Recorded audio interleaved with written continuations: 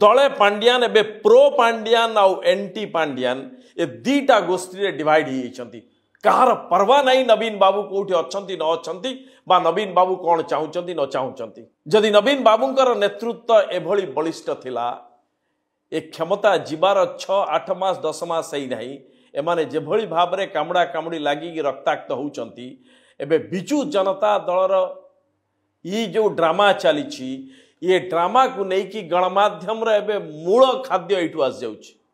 आ बुलिबा को पड़नी भल खबर कोठ आसीबो कारण एई माने एभली रोचक खबर दउचंती